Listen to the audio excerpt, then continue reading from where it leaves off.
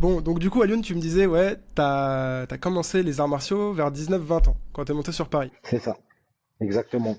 Et du coup, ouais, je suis parti de Nice et quand je suis monté à Paris, j'avais pour ambition de vraiment me cadrer avec le sport, avoir un travail, etc. Et voilà, pour moi, c'était un nouveau départ. Et voilà, c'est pour ça. Et avant ça, enfin, t'avais jamais eu envie de tester les sports de combat, les arts martiaux? Genre, c'était quoi ton expérience avec ça? Bah en fait avant ça, on va dire l'endroit où j'ai grandi, on se battait pas mal. Donc on a baigné un peu dans ça. On a baigné aussi dans les films, les dessins animés qui te Dragon Ball Z, les films à la Bruce Lee, les vidéos du Pride qui tournaient à l'époque. Ça veut dire que voilà j'étais on avait beaucoup ce truc-là de se confronter pour voir qui était le plus fort, etc. Donc moi j'ai toujours aimé les sports de combat et moi j'étais amoureux de la boxe anglaise. J'ai toujours aimé la boxe anglaise. Mais pour mes parents, c'était un sport un peu trop violent. Et ils voulaient pas trop que j'aille dans ça, en sachant que j'étais déjà quelqu'un de turbulent. Et en fait, ils avaient peur que si je me mette dans les sports de combat, que ce soit pire. Alors que par la suite, ils ont bien vu que c'était le contraire. Hmm. Et alors attends, pourquoi la boxe anglaise? Parce que c'est marrant, tu vois, le décalage entre la boxe anglaise qui est considérée, tu vois, comme le noble art, etc. Et le Ouais, Pride qui, à l'époque, tu vois, c'était quand même un truc un peu plus brutal, j'ai envie de dire. Donc, bien sûr. comment est-ce que enfin, qu'est-ce qui a fait que t'aimais les deux, en fait? Les deux aspects de du combat? En gros, pour moi, la boxe anglaise, quand je voyais les combattants comme Mohamed Ali, les entrées, le show qu'il y avait autour d'eux, tout ça, c'était vraiment quelque chose qui m'inspirait. Et le Pride, mine de rien, même si c'était très violent, etc., il y avait quand même un show qui était fait autour d'eux, la présentation des combattants. Quand on voyait les petites vidéos avant combat où tu pouvais voir un Fedor en train de s'entraîner dans la montagne, tu pouvais voir un Crocop en train de s'entraîner dans son garage, et ça m'a inspiré quelque chose. C'est vraiment quelque chose qui T'avais l'impression que c'était vraiment des gladiateurs des temps modernes, quoi, tu vois, et c'était vraiment ce côté-là qui m'attirait chez eux, quoi. Ok, je capte. Et c'est vraiment le show aussi qui te plaisait? Ouais, le show, tu vois, quand tu les vois arriver en boxe anglaise, par exemple, avec leur tenue, tout ça, en fait, voilà, ça fait vraiment gladiateur des temps modernes et c'était quelque chose, t'as vu, c'est inspirant, t'as vu, tu connais pas trop les sports de Hmm. combat, etc., tu vois ça avec des étoiles dans les yeux, quoi, tu vois. Ouais. Hmm. Et donc, ouais, donc t'arrives sur Paris, enfin en région parisienne, et tu te dis le JJB. Exactement. En fait, ce qui s'est passé, c'est que je cherchais un club de boxe anglaise et j'en parle avec une personne qui gérait les associations de la ville où je suis arrivé. Je suis arrivé à Neuilly-sur-Marne. Et quand j'en parle avec lui, je lui dis ouais, je cherche un club de boxe et tout. Lui il me dit bah moi je donne des cours de jiu-jitsu brésilien. Et du coup il m'a dit ouais est-ce que tu connais etc. Je lui ai dit ouais je connais. J'avais deux trois potes à moi qui en pratiquaient un petit peu. Donc ils ont pu me montrer deux trois petits trucs. Donc oui je connais. Et pourquoi pas essayer tu vois. Il m'a proposé de passer essayer. Je suis allé j'ai essayé et j'ai surkiffé en fait. Et ce que j'ai aimé c'est la difficulté. Moi, en fait, je suis un peu sado, ça veut dire que j'aime tout ce qui est dur. Et comme je suis allé, j'ai vu que j'avais du mal, j'ai kiffé. Ok. Et t'avais aussi envie de faire du pied-point à côté ou c'était vraiment focus uniquement JJB, sport de préhension? Non, en fait, moi, j'avais pas de focus. Moi, c'était vraiment, comme je t'ai dit, arrivé à un moment, moi, j'étais amoureux de la boxe anglaise, mais quand je voyais les combattants du Pride, je me disais, mais en fait, c'est ça la vérité, en fait. Parce que quand tu es combattant, tu veux être le plus complet possible, tu peux savoir tout faire. Donc, moi, j'étais prêt à tout faire, en fait, et être le meilleur dans chaque discipline pour vraiment être le combattant parfait, en gros, tu vois. Et c'est ça qui m'a inspiré, et c'est pour ça que je suis allé dans le JJB, que petit à petit j'ai cherché à performer. J'ai trouvé un coach en boxe anglaise. Derrière, j'ai trouvé un coach en boxe thaï. J'ai fait de la compétition en boxe thaï jusqu'aux classes A. J'ai combattu en boxe française aussi jusqu'en élite A. Tu vois, c'est chaque fois je prenais le tout pour vraiment devenir le combattant le plus complet possible et sans défaut quoi. Ok. Moi, ça c'est hyper intéressant. On va en discuter parce que justement, j'imagine que En fait, c'est bien, tu vois, de s'entraîner dans chaque sport, mais au bout d'un moment, c'est compliqué de tous les assembler en même temps pour faire vraiment C'est très dur. du style MMA. Bah, toi, justement, ouais, comment est-ce que tu as réussi, tu vois, à avoir le déclic, à te dire, ok, il faut que je fasse comme ça pour tout assembler? Bah, en fait, ouais, au début, c'est très dur parce que quand tu vas d'une discipline à l'autre, en fait, tu as des points forts, mais tu as aussi des points faibles. Ça veut dire que quand j'allais, par exemple, en boxe thaï, c'était des appuis très posés, tu cherches à faire mal sur chaque coup, etc. Quand j'allais en boxe française, ben, je devais être sur la pointe des pieds, chercher plus le déplacement, le toucher sans se faire toucher. Quand j'allais en boxe anglaise, il fallait être assis sur les jambes. Après, quand tu rajoutes le tout, tu arrives en MMA, eh ben, tu as vu, si tu as trop une posture de striker, ben, tu as vu les mecs qui rentrent dans tes jambes, il y a la lutte aussi qu'il faut améliorer.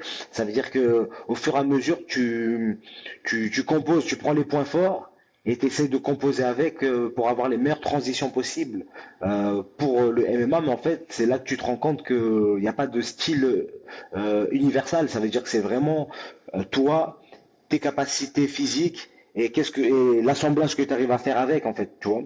Et petit à petit en fait, je gommais jusqu'à trouver le style qui me convienne, tu vois. Et c'est pour ça que même par la suite, j'ai rajouté la lutte à tout ça parce que c'était un des points qui me manquait. Je savais à peu près tout faire, mais je savais pas lutter, donc j'ai rajouté la lutte. Et après, encore une fois, ça a encore tout changé dans mon jeu.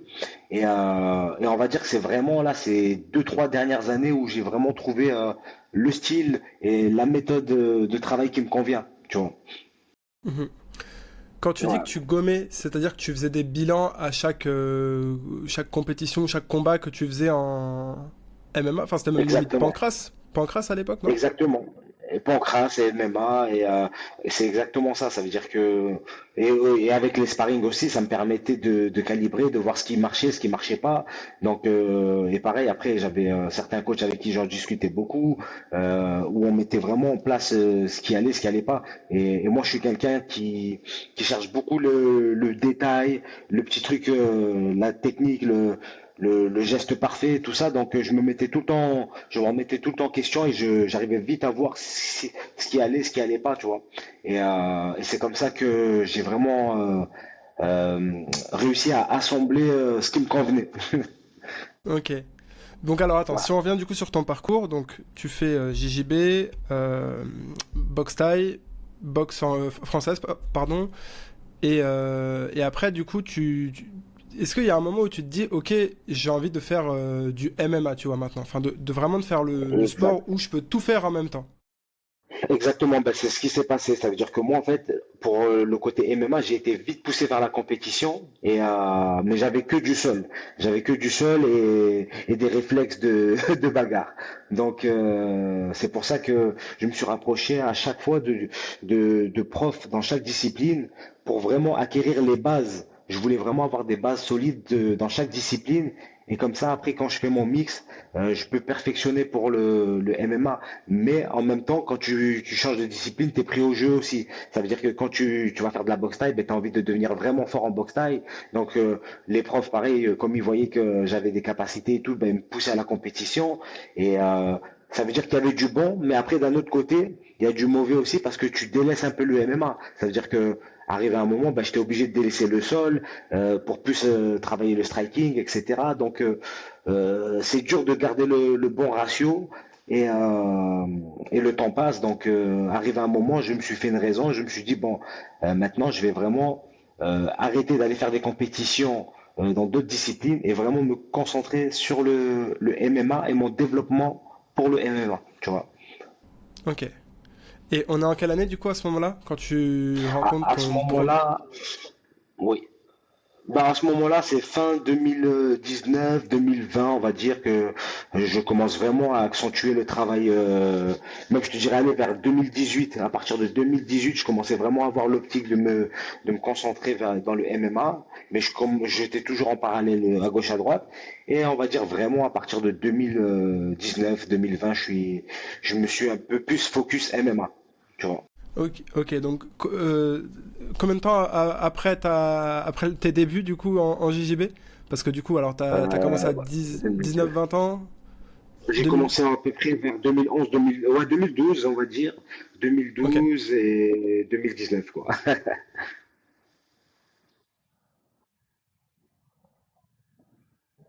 Exactement. Mais c'était vraiment pour avoir une bonne expérience et parce que pareil en MMA, cette expérience-là, malheureusement, tu ne peux pas trop la prendre parce que à l'époque, c'est pas comme maintenant. T'as vu, à l'époque, il y avait des trucs amateurs et tout, mais moi en fait, j'ai pas eu de gestion de carrière. Ça veut dire que dans mes débuts, j'ai commencé en 2012, 2000, 2011, 2012.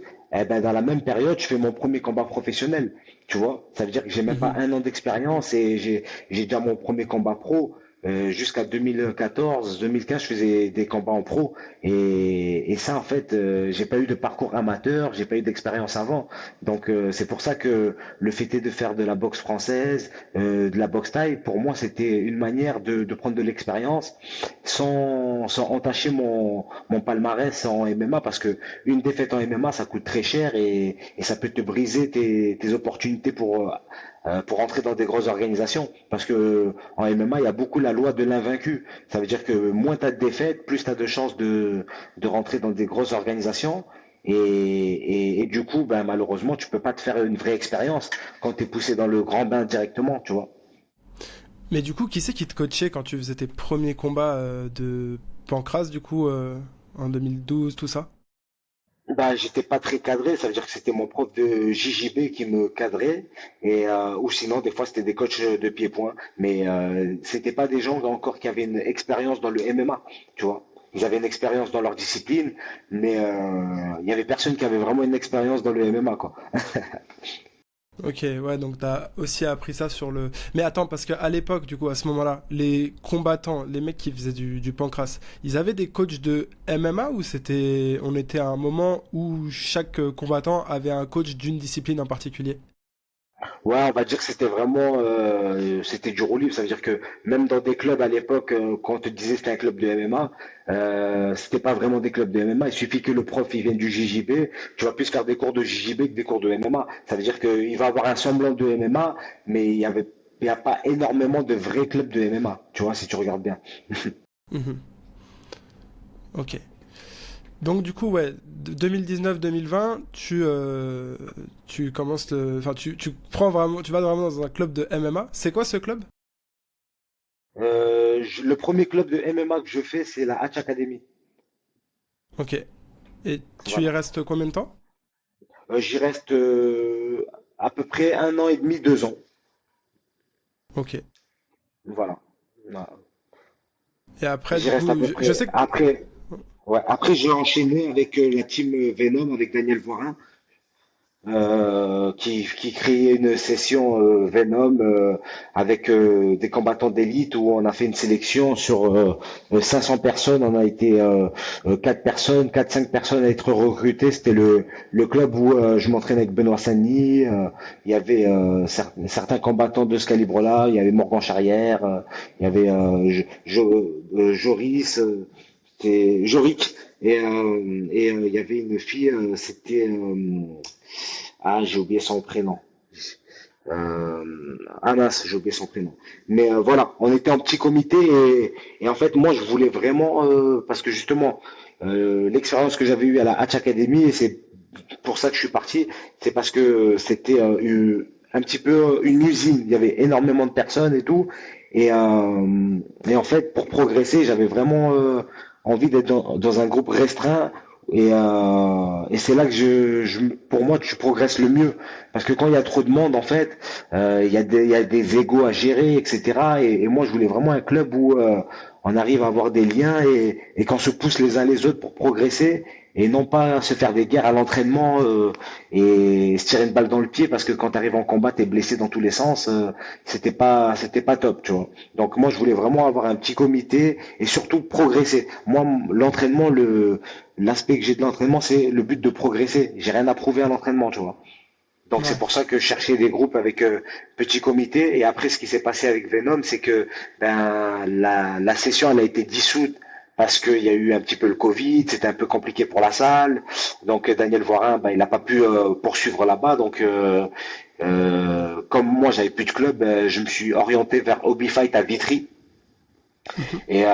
Et là, pareil, je me suis entraîné avec des gars comme Michael Lebou, David Beer. C'était pareil, c'était des mecs qui étaient passés dans des grosses organisations, qui avaient une grosse expérience. Et pareil, ils étaient un petit peu en petit comité. Il y avait vraiment le groupe pro et les groupes amateurs séparés. Donc, ça me permettait d'être avec des pros, prendre de l'expérience, apprendre d'eux. Et pareil, continuer ma progression dans le MMA. Ok, et qu'est-ce qui fait que tu y restes pas du coup?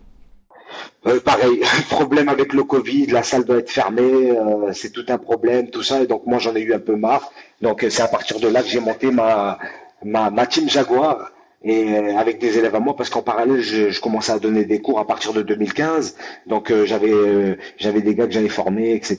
Et c'est à partir de là que j'ai commencé à faire mes trucs de mon côté. Ça veut dire que quand j'avais une préparation, ben, j'appelais certaines personnes qui venaient m'aider, tout ça, et je faisais tout seul. J'étais mon propre head coach entre guillemets, et je collaborais avec des clubs où j'allais tourner de temps en temps et tout. J'ai des amis à moi qui m'ont toujours suivi, comme mon coach et préparateur Chris Tabil, qui était avec moi, qui faisait partie de mon staff. Il y avait Noël Chalal pour la boxe anglaise qui a été mon pilier, qui a toujours été avec moi. Et petit à petit, ben, en fait, c'est comme ça que je me suis créé mon écosystème. Je suis allé chercher un prof de lutte, Yannick Salès, qui m'aide à perfectionner la lutte, et il y a Anthony, j'ai un Anthony qui m'aide à faire ma prépa physique, j'ai un autre Anthony qui lui m'aide à faire les PAO en boxe taille. Donc j'ai tout assemblé pour créer mon écosystème. Et par la suite, je me suis associé aussi avec la NR Fight parce qu'il y avait Jean Ndoye qui était un ancien combattant qui était passé par le Cage Warrior et tout, que j'aime beaucoup, sa vision du MMA. Et comme lui donne des cours à la NR Fight, ben je suis allé m'inscrire à la NR Fight par rapport à lui et par rapport à Nicolas Filipponi pour le côté sol et le côté MMA. Et comme ça, j'ai bouclé mon écosystème avec toutes les pièces du puzzle. Et après, à partir de là, ben ça y est, jusqu'à maintenant, ça bouge pas. Ok, ça c'est hyper intéressant, je te le disais en off justement, mais comment est-ce que tu arrives à bah, vraiment à savoir à savoir ouais, comment planifier tous tes entraînements entre toutes ces différentes disciplines? Enfin, comment est-ce que tu gères tout ça? Parce que bah aujourd'hui on sait que c'est un métier, tu vois, c'est un rôle à part, tu vois. Je Bien pense sûr, par bien exemple sûr, à Nicolas Hoth qui gère ça pour plusieurs combattants, gérer vraiment bien sûr. tous les aspects du combat. Comment est-ce que toi tu t'y prends du coup? Sans du coup que ça t'alourdisse trop ta charge mentale parce que j'imagine que gérer les entraînements plus tout ça, toute la planification c'est quelque chose. Donc comment Bien est-ce que sûr. tu procèdes, tu vois, dans l'organisation de tout ça? Bah déjà, il y a une chose qui me facilite, c'est qu'avec le temps, je me connais de mieux en mieux. Je sais ce qui marche pour moi ou pas. Et pareil, après, je communique beaucoup avec mes coachs aussi. Je communique beaucoup avec eux. Et en fait, là, depuis quelques temps, on a vraiment mis en place un planning et que je respecte avec des jours où je vais aller dans chaque discipline différente. Du lundi au samedi, je vais m'entraîner 2 fois par jour avec vraiment tout est calibré pour moi. Ça veut dire que voilà, je sais tel jour comment monter l'intensité dans mes semaines, comment la redescendre, et je communique beaucoup avec mes coachs. Voilà, direct, je j'hésite pas à leur dire ouais voilà si hier j'ai poussé, aujourd'hui c'est bon je peux envoyer, etc. Et on communique et on met vraiment quelque chose en place qui me convient et qui me fait avancer dans le meilleur des sens quoi. Ok, et il n'y a pas, parce que tu sais, parfois les coachs aiment bien, et ça se comprend, tu vois, ils aiment bien avoir la main sur l'ensemble de la préparation. Toi, du coup, il n'y Bien a pas sûr. de problème entre les différents coachs, tu vois, qui c'est qui a le dernier mot au final? C'est toi? Oui, c'est en fait voilà, c'est vrai que j'ai eu beaucoup ce problème-là avec certains coachs qui n'adhéraient pas à ma vision et que je comprends. Et c'est pour ça que je me suis vraiment rapproché de personnes avec qui on peut communiquer et qui ont compris ma façon de travailler et qui adhèrent à ma façon de travailler. Ça veut dire que pareil, même eux dans leur vie de tous les jours, ben ils n'ont pas que moi comme athlète, tout ça, mais on va réussir à tout. En fait, on va marcher tous ensemble et on va essayer, j'ai essayé de rassembler tout le monde pour qu'on aille vraiment tous dans le même sens. Et oui, c'est moi qui, je connais parfaitement mon corps, etc. Mais après, je n'ai aucun orgueil. Ça veut dire que je vais écouter les conseils de chacun et je vais essayer de prendre ce qui me convient le mieux ou pas, tu vois. Et encore une fois, ben, le but, c'est la performance. C'est vraiment qu'on performe et qu'on grandisse ensemble. Ça veut dire que je me suis vraiment rassemblé de gens qui ont pas d'orgueil par rapport à tout ça, qui ont pas l'orgueil de dire que c'est eux qui ont tout fait ou ci ou ça. On est vraiment une équipe et le but, bah, c'est d'avancer au maximum, quoi. Tu les fais parfois se rencontrer tous les coachs en même temps sur des entraînements ou pas? Exactement, ouais, ouais, en fonction de certaines prépas ou quoi, ben, des fois il va y avoir peut-être des sparring à thème ou certains travails où on va essayer de rassembler certains coachs qui vont venir et qui vont avoir un peu l'œil dessus. Après moi, de ce que je fais, c'est que je travaille chaque discipline, etc. Mais mon head coach, c'est vraiment Jean Ndoye. Ça veut dire que c'est lui que j'ai désigné comme head coach pour le côté MMA. Parce que voilà, c'est sa vision que j'adhère le plus. Et pour le côté MMA, c'est le sport que je fais, donc c'est lui qui va vraiment me driver la stratégie, etc. Après, avec les autres coachs, on va essayer de tous aller dans le même sens. Et c'est ça qui est bien, c'est que on va tous dans ce sens-là. Et voilà. Sinon, il y a pas de problème sur ce point-là, quoi. Ok. C'est quoi que t'aimes dans la vision de Jean du coup? Dans sa vision, c'est que c'est un combat. Il vise vraiment le MMA de façon complète. Ça veut dire qu'il va pas se brider juste sur la partie striking, la partie lutte ou la partie sol. Ça veut dire que lui, il va travailler tous les aspects du MMA. Et par rapport à, il va s'adapter à chaque combattant. Ça veut dire que moi, il m'a cerné, il sait comment je fonctionne, il a vu mes points faibles, mes points forts, et il me fait travailler vraiment sur mes points faibles on essaie d'améliorer mes points forts, tu vois. Et que ce soit lui et mes autres coachs, ben on a cette direction-là, quoi. Et ça fait une grosse différence, tu vois. Ça fait vraiment une grosse différence, hein. Ok. Et alors du coup là, si on parle vraiment concrètement sur une période de... Bon, déjà sur une période hors préparation, tu vois, de combat, Ouais, ça ressemble à quoi ouais. tes semaines d'entraînement? Comment est-ce que tu... comment est-ce que tu gères ça, tu vois?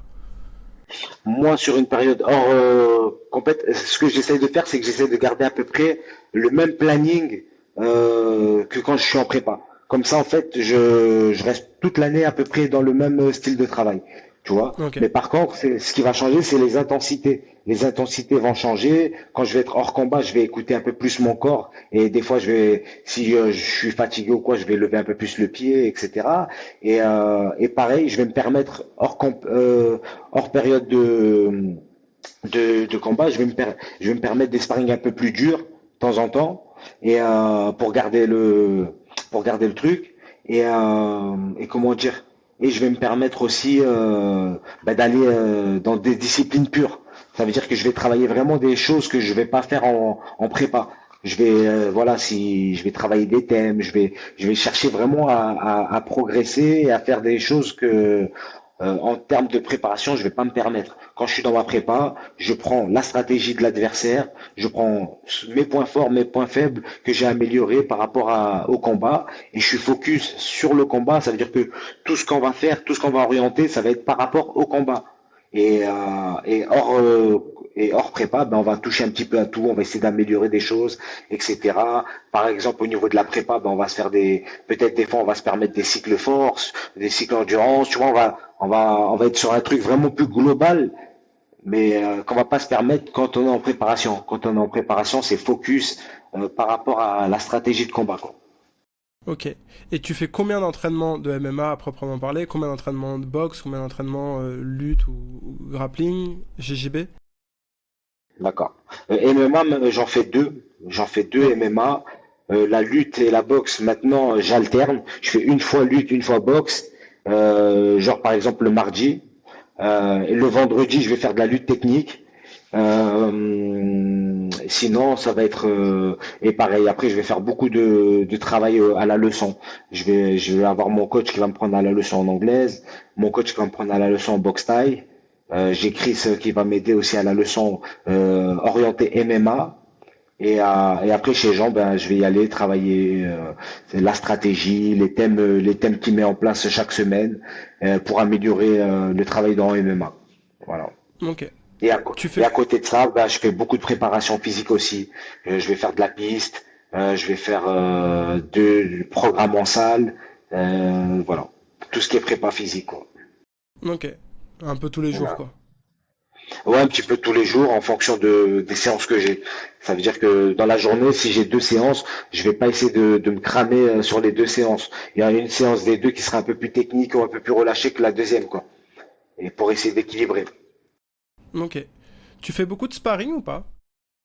Moi, au fil des années, c'est vraiment un truc où j'ai levé le pied. Ça veut dire que je vais travailler beaucoup en thème, mais je fais plus de sparring dur.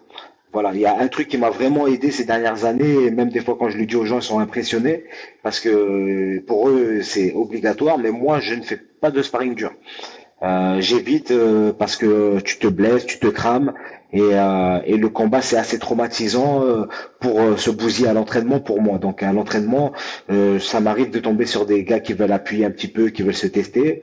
Ben je les repère, je tourne, une fois que j'ai vu leur façon de travailler ou quoi, je vais éviter de travailler avec eux pour me préserver au maximum.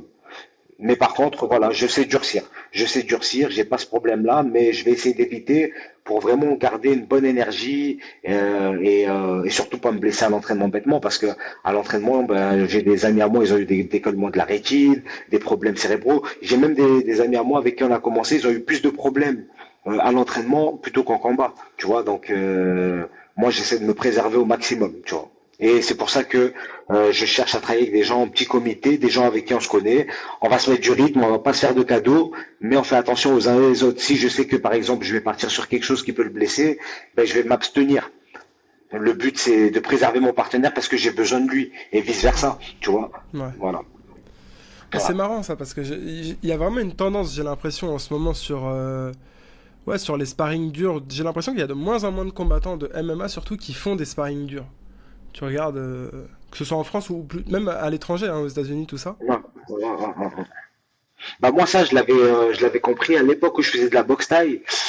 Pendant une de mes prépas en fait ce qui s'était passé c'est que je me suis blessé. Ça veut dire que je me suis blessé durant un combat et après je devais enchaîner les championnats donc je devais continuer à m'entraîner. Mais ce qui s'est passé c'est que comme j'étais blessé ben il fallait pas que j'accentue ma blessure donc j'avais fait toute une préparation sans avoir fait un sparring. J'avais pas fait un seul sparring, j'ai fait que de la technique, que du travail de cœur. Quand je faisais du sparring, ben, les mecs qui se mettaient en face de moi, on faisait vraiment à la touche, vraiment du relâché, etc.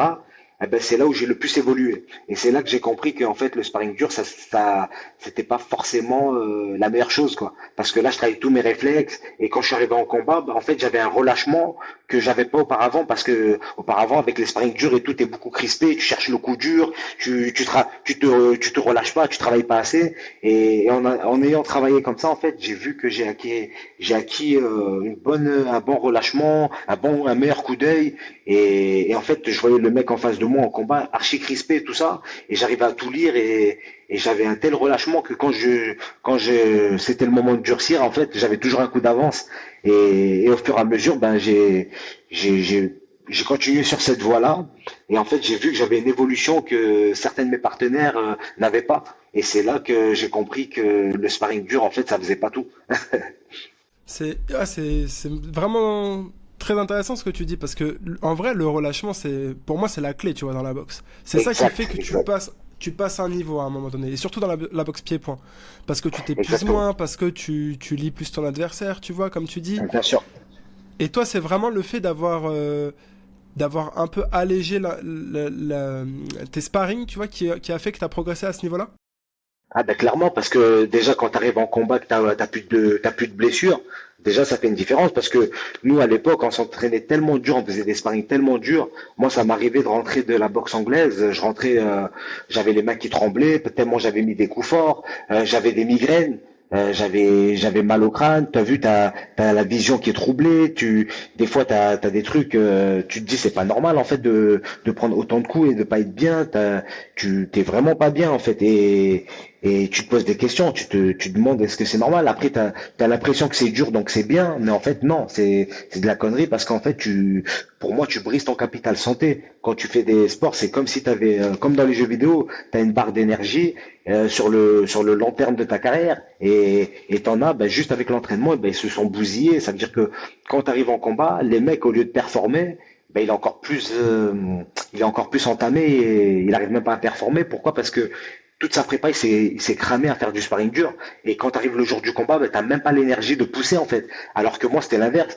Le fait de pas faire de sparring, etc., ben, quand j'arrivais en combat, j'étais électrique. J'étais électrique, pourquoi? Parce que, en fait, comme à l'entraînement, je faisais que des thèmes, je me bridais que sur des thèmes, je faisais pas de sparring, etc., ben, le jour du combat, ben, t'as envie de te tout lâcher. Parce que là, quand c'est des thèmes et à chaque fois tu pars dans des positions compliquées, etc.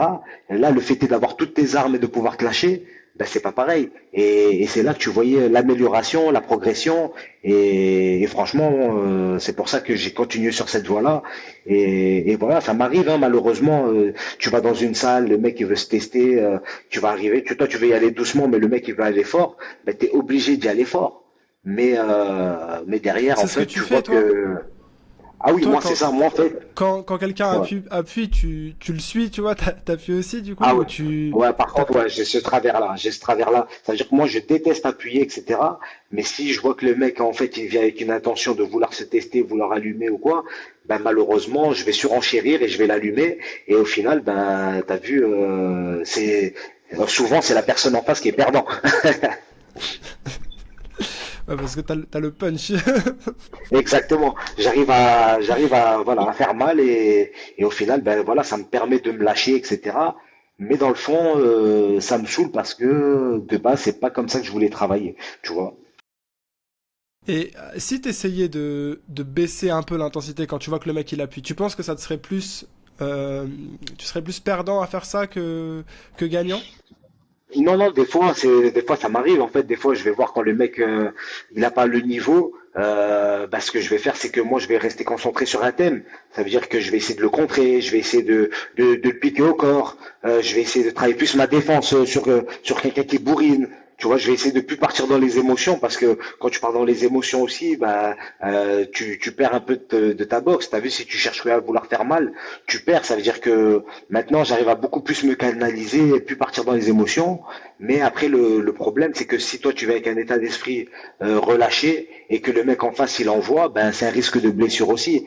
Donc, des fois, pour contrer ce risque de blessure, tu es obligé d'équilibrer la chose et d'envoyer dur à ton tour aussi. Sinon, ben, t'as vu, derrière, le mec, il va te blesser. Et la première chose qu'il va te dire, c'est ah désolé. Ouais, mais désolé, mais moi maintenant je combats dans un mois, je fais comment, tu vois? Bah oui. Tu t'as fait de la boxe française après la boxe thaï ou c'était en parallèle? Non, c'était après la boxe thaï. Ok. Et qu'est-ce que ça t'a apporté dans ton pied-point, ça? Ah, ça a tout changé. Ça a tout changé. Ça m'a donné vraiment une autre vision. Nous, en boxe thaï, en tout cas là où, dans l'école où je venais, j'avais la chance que mon prof il soit avec un état d'esprit ouvert, etc. Mais la boxe thaï, c'est un sport de destruction. Ça veut dire que tu cherches beaucoup à te détruire. Tu vois, c'est les genoux, les coudes, c'est de la marche avant. Tu vois, c'est les appuis posés, prêts à faire mal, tu vois.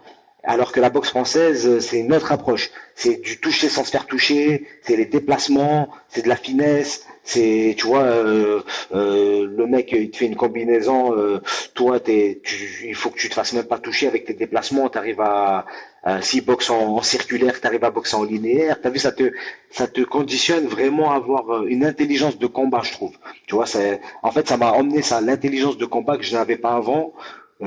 Parce qu'avant j'allais être plus dans un truc de vouloir faire mal. Et ben là en fait, j'ai appris à plus construire les combats. J'ai eu une méthodologie en fait. Tu vois, ça m'a permis d'avoir une méthodologie et ça combiné à la boxe thaï, ben c'était magnifique. Et combiné à la boxe thaï et à la boxe anglaise, ben c'était vraiment le meilleur assemblage que je pouvais faire pour mon striking et ce qui me permet jusqu'à maintenant d'avoir un striking qui est assez dur à lire. Tu vois, par rapport pour mes adversaires. T'as fait combien de temps de boxe française? Boxe française, j'ai dû en faire 2 ans. J'ai dû en faire D'accord. 2 ans. Et ce qui m'a aidé, c'est que j'ai été pareil, comme j'avais touché la boxe anglaise, j'avais fait beaucoup de boxe anglaise en entraînement et de la boxe thaï jusqu'en classe A. Ben mon entraîneur avait fait une dérogation pour me faire passer assez vite en classe A. Ça veut dire que j'étais confronté directement à des mecs pour être classe A en boxe française, en fait, il a fallu que tu gagnes en classe B les championnats de France. Ça veut dire que les mecs qui arrivent en classe A, ils avaient déjà un certain niveau, tu vois. En élite A Ouais, surtout, ok. tu vois. Ça veut dire que tous les mecs que j'ai affrontés, ils savaient vraiment boxer, tu vois. Ils savaient c'était quoi tenir une garde, chose que tu as vu des fois en boxe thaï ou en MMA, tu peux tomber sur des adversaires qui n'ont pas le niveau, tu vois. Et là, par contre, quand tu arrives en élite A, les mecs savent tous boxer, ils savent tous, tu vois, ils connaissent la boxe, quoi. Et aujourd'hui, est-ce que tu trouves que les combattants de MMA, enfin, ils font suffisamment de boxe française selon toi ou ça pourrait vraiment être un atout pour eux en plus? Ah Enfin, non, la comment est-ce boxe qu'elle est française, perçue la boxe française, tu vois, aujourd'hui non, non, auprès non. des combattants de MMA? Il y a pas beaucoup de combattants de MMA qui font de la boxe française et je pense que c'est sous-coté avec l'image que l'on peut en avoir, tu vois, des combats qu'ils font à la touche, tu vois, des tenues. Je sais que les tenues aussi qu'ils mettent en boxe française, bah, t'as vu, ça peut refroidir un peu. Donc il y a tout cet aspect-là, mais quand tu passes, je t'ai dit, hein, quand tu arrives en élite A ou quand tu passes en savate et tout, franchement, il y a des mecs qui en voient. Bah, tu peux prendre l'exemple de Barbossa. Je sais pas si tu Ouais, connais, tu vois. bien Il est sûr, ouais. passé de la boxe française à la boxe thaï et au kickboxing, tout ça. Ben, le mec, t'as vu, il fait des ravages, tu vois. Et lui, pareil, c'est un produit de la boxe française de base. Après, il a combiné avec le reste. Et si tu prends les anciens champions aussi à l'époque, t'as beaucoup de champions qui passaient par la boxe française et qui après allaient en boxe anglaise, performer, etc. Ça veut dire que quand tu sors de la boxe française, pour moi, tu peux faire toutes les boxes. Parce que en fait, tu es prêt à faire toutes les boxes. Alors que quand tu fais certaines boxes et que tu passes à la boxe française, c'est beaucoup plus dur. Moi, quand je suis arrivé de la boxe thaï à la boxe française, le premier mot que mon prof il m'a dit oh, putain, on va repartir à zéro. Alors que moi, je me disais putain, comment ça, on va repartir à zéro alors que moi, j'avais déjà combattu en pancras et MMA, j'avais déjà combattu comment dire, en boxe thaï. Et là, on te dit ouais, je vais repartir à zéro, ça te met un coup au moral. Mais en fait, c'est après tu comprends que tu sais pas te déplacer, que t'as pas d'intelligence de combat dans le sens où tu cherches que à détruire, que à faire mal. Mais tu sais pas cadrer, tu vois, il y a plein de petits trucs. Il y a une méthodologie que on m'avait pas expliqué avant, tu vois. Peut-être que dans d'autres clubs ils te l'expliquent, mais moi, toute cette méthodologie-là, avant je l'avais pas, tu vois. Ok. Et aujourd'hui, du coup, dans ton écosystème, l'écosystème ça me tue comment t'appelles ça, l'écosystème panthère. Mais du coup, Le jaguar, du jaguar. t'intègres des... Jaguar, excuse-moi, Jaguar, désolé, Je t'en prie. Jaguar, Jaguar. Tu intègres des coups des entraînements de boxe française des fois ou tu t'es vraiment Non, écarté de ça? non, plus Non, du plus tout, du plus du tout? tout. Parce que, comment dire, comme je te disais, il y a du bon, mais après, il y a aussi du mauvais. Ça veut dire que par rapport aux postures, etc., ben, quand tu arrives en MMA, il y a beaucoup de choses que tu ne peux plus faire. Et en fait, ce qui est dur, c'est vraiment de trouver le style qui te convient. Ça veut dire qu'après, j'ai lâché la boxe française, je suis revenu à la boxe thaï pour vraiment être plus tranchant sur mes coups, etc. Ça veut dire que maintenant, par rapport à mon style, et surtout par rapport aux adversaires que je vais avoir en face, je vais avoir des stratégies que je vais mettre en place ou pas. Ça veut dire que le fait d'avoir touché à tout, ça me permet d'être plus polyvalent en fonction de mes adversaires. Ça veut dire qu'ils pourront jamais savoir sur quel pied danser parce qu'il y a des fois, ben, je vais peut-être accentuer par rapport à son style la boxe anglaise. Des fois, je vais plus favoriser les jambes. Des fois, je vais plus favoriser le combat à distance. Tu vois, et ça va être en fonction de ce que j'ai en face, quoi. Tu vois, que je vais pouvoir mettre tout Ok. ça en place.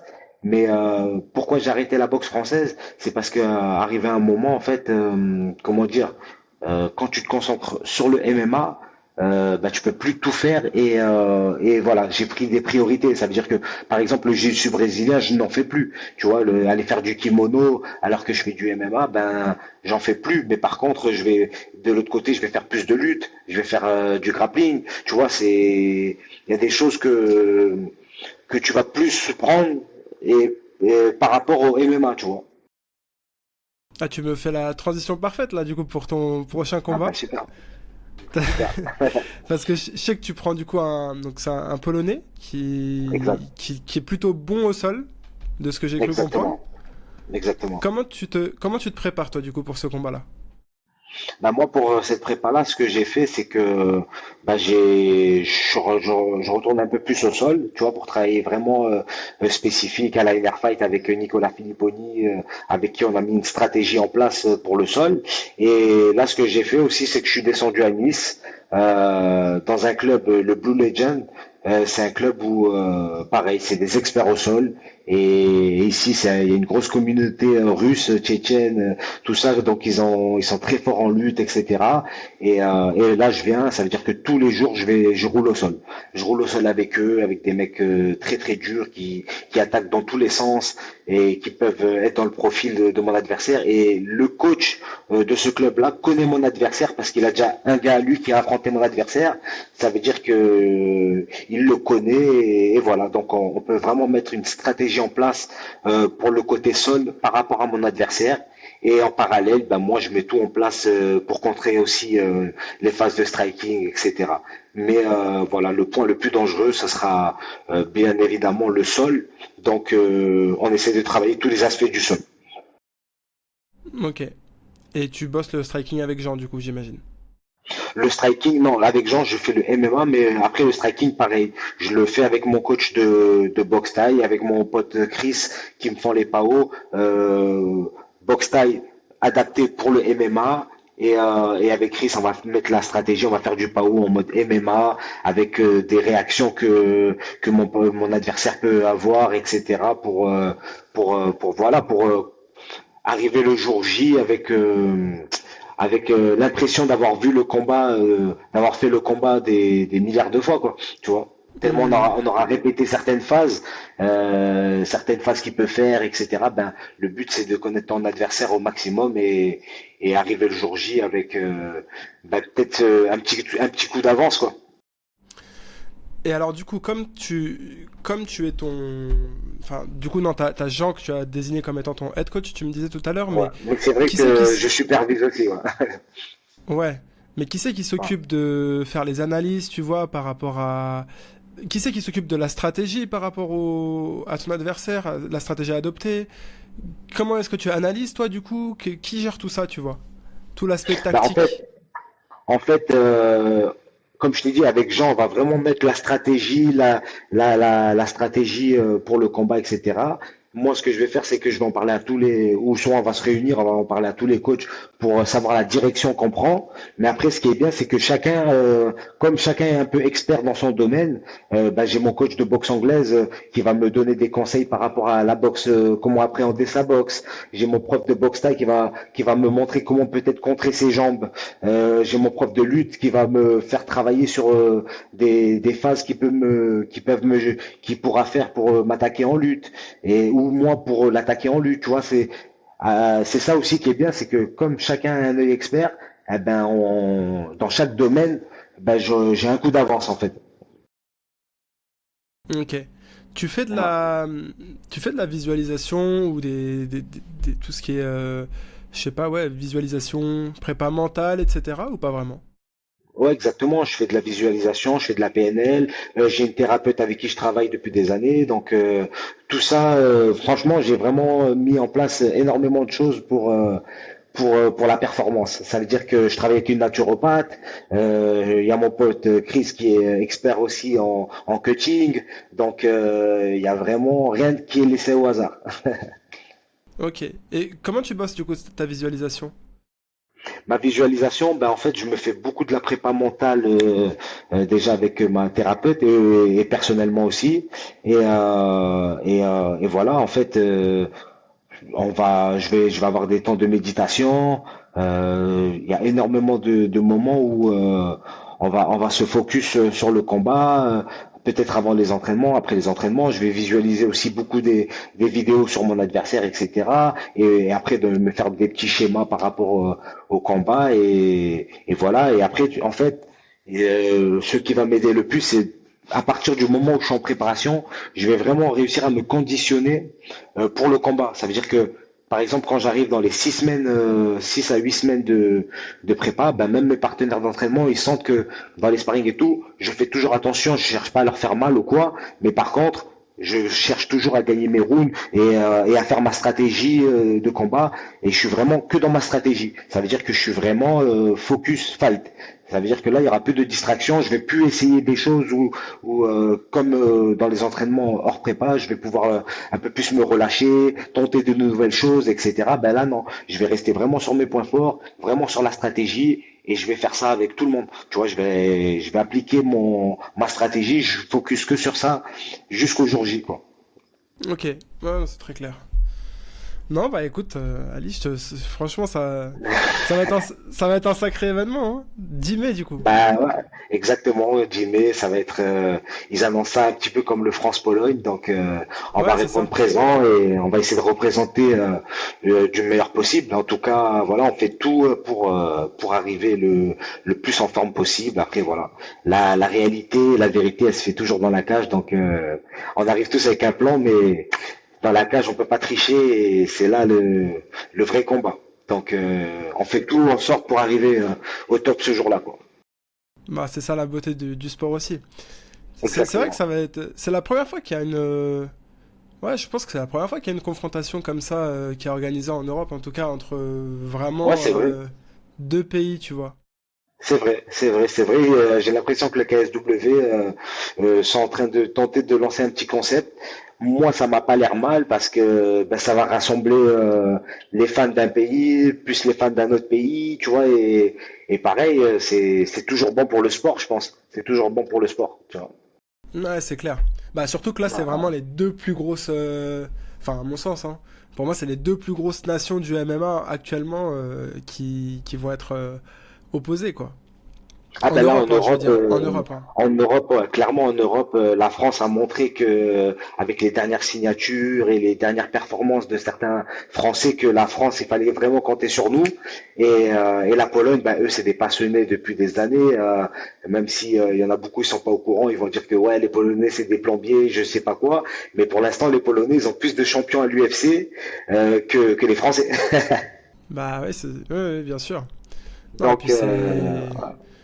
Au-delà de ça, le sport là-bas, enfin, c'est un fou, c'est un truc de fou, tu vois, l'engouement. non, Autant nous ça en blague France, pas. on a beaucoup de personnes qui s'intéressent à ça, mais là-bas, c'est aussi une dinguerie, hein. Ah non, là-bas, ils rigolent pas. En plein après-midi, ils peuvent te remplir un stade de foot normal, tu vois. C'est une folie. Moi, par exemple, quand j'ai eu ma signature, j'avais même pas encore signé avec le KSW. Il y avait juste eu des bruits comme quoi on était en discussion, etc. J'ai reçu énormément de messages de fans polonais qui m'encourageaient à venir, tu vois. Donc ça, c'est beau quand même, tu vois. C'est Tu sens que t'as un public qui se dessine en Pologne aussi? bah, en tout cas en Pologne, ils aiment mon profil. Ça veut dire Ouais. que je vais pas dire que il y a des fans encore, parce que voilà, je pense qu'il faut aller performer là-bas pour vraiment se faire connaître du grand public, etc.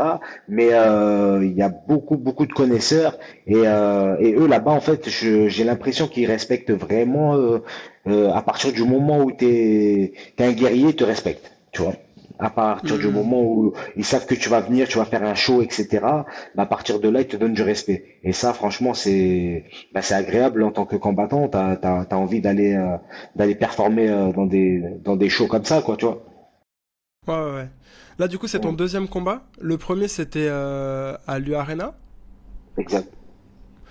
Tu t'en as pensé quoi de cet événement-là avec du recul maintenant que c'est fait sur la partie organisation, tu vois, si on peut faire le lien avec Ouais. ce dont on parlait, tu vois, avec le Pride, etc. Mais ouais, t'en Ah ben as. j'ai été chanceux, j'ai vraiment été chanceux d'être sur cette carte-là parce qu'encore une fois à la base j'étais pas dans les petits papiers, tu vois, nous on était avec mon équipe, on était en discussion pour potentiellement un remplacement à l'UFC si ça se faisait ou pas et après il y a eu le PFL qui est rentré dans la boucle, ça veut dire que mon manager communiquait avec toutes les grosses orgas et en fait c'est la vision et ce que proposait le KSW qui nous ont convaincus le plus et voilà on a réussi à faire partie de leur plus gros show qu'ils ont organisé en France jusqu'à maintenant dans une salle à plus de 20 000 personnes, tu vois, à l'U-Arena, à la Défense, c'était énorme. Et le show, tout ce qui a été proposé à l'intérieur, c'était grandiose, tu vois, c'était vraiment fort. et comment te dire? Et pareil, tu sens que l'organisation, quand tu arrives dedans, tu sens que c'est vraiment les mecs qui sont rodés, quoi. Ça fait des années qu'ils ont leur façon de fonctionner. Tu vois, quand ils sont venus en France, ils ont rien délégué. Ils ont ramené leur matos de Pologne, tu vois, leur équipe de Pologne. Ça veut dire que ils ont vraiment un savoir-faire où ils rigolent pas avec. Tu vois, tout est bien calibré, tout est bien ficelé. Chacun sait ce qu'il doit faire. Toi, quand tu arrives en tant que combattant, bah, tu sens que t'es mis en valeur, tu sens que voilà, on est content que tu sois là, ils te respectent parce qu'ils savent ce que tu vas leur apporter comme show, etc. Donc bah, ça te donne vraiment envie de bosser pour eux, quoi, clairement, tu vois. De t'investir. Exactement, exactement. Ouais. Là, avec les autres combattants français qui combattent sur la carte du 10 mai, Mhm. il y a un esprit un peu d'équipe qui, je sais pas, vous parlez entre vous par rapport au fait que c'est un peu le France-Pologne ou pas tant que ça, honnêtement? Non, on se parle pas tant que ça honnêtement parce qu'après on a tous des clubs différents. Donc après il y en a peut-être certains qui vont peut-être s'entraîner ensemble ou pas. Mais après ouais voilà le MMA c'est contrairement au foot c'est un sport individuel. Ça veut dire que tu as toi ton équipe et c'est chacun même si on représente tous la même cause et tout ben c'est seul tu te retrouves seul face à toi-même dans la cage tu vois. Et c'est même pas ton adversaire, c'est toi contre toi, c'est qu'est-ce que tu vas réussir à faire, etc. Mais par contre, voilà, on va se soutenir parce que le but c'est que la France avance et c'est toujours bon pour le sport et pour l'évolution du MMA que chaque Français puisse tirer le meilleur, tu vois. Et c'est pour ça que moi je soutiens tous les Français et que le but c'est que voilà, on arrive à faire vraiment un gros show et que derrière ça crée d'autres opportunités pour nous, pour la génération future et que le sport soit vraiment reconnu et que ça aille, et qu'on avance dans le bon sens quoi. Hmm. Ouais, je te posais la question parce que, enfin, je sais pas si tu vois les événements UFC qu'il y a eu en France, tu sens qu'il y a vraiment une, enfin, moi c'est mon avis, je sais pas si tu vas être d'accord avec moi, mais tu sens qu'il y a Ouais, vraiment une, voilà, que les Français, les combattants français, même s'ils sont, voilà, chacun dans des clubs différents, etc., ouais, tu sens que tout le ouais, monde est ouais. ensemble pour l'événement Bien et sûr, que voilà, il faut performer et ramener ah, bien le sûr, plus de victoires. Donc je ah, voulais ben ça savoir si c'est c'était un clair. peu pareil là, tu vois, avec le KSW, si vous le perceviez de la même façon, vous, les combattants. Bien sûr, ah ben, clairement, t'as vu, de toute façon, à partir du moment où, en plus de ça, t'as vu, on s'affronte pas entre nous, on affronte des étrangers. Moi, je soutiendrai toujours le français, tu vois, parce que encore une fois, ben, c'est sa victoire, c'est notre victoire. Tu vois, ça fait avancer notre cause. Faut savoir qu'il y a quelques années encore, le sport, il était interdit en France etc. Et là maintenant de voir que on nous compte avec grâce à des combattants comme Nassourdine, des combattants comme Cyril Gane, tout ça qui sont à l'UFC, qui représentent le MMA, ben en fait on nous met voilà dans les petits papiers et s'il y a des organisations comme le KSW, le PFL et tout qui viennent un peu plus en France, même l'UFC, c'est parce que voilà ils ont vu qu'il y avait quelque chose à faire en France, qu'il y avait vraiment des gens qui avaient des bonnes qualités, un bon niveau et voilà, ça fait briller tout le monde, donc c'est parfait quoi, tu vois. Grave. Non, bah écoute. À Lyon, du coup, le 10 mai, franchement, je te souhaite tout le meilleur hein, pour cette prépa et puis bah, pour le jour Merci J. beaucoup, merci Comment beaucoup. est-ce que du coup on peut bah, rediriger les personnes qui ont écouté cette conversation vers toi? C'est Instagram, c'est ça?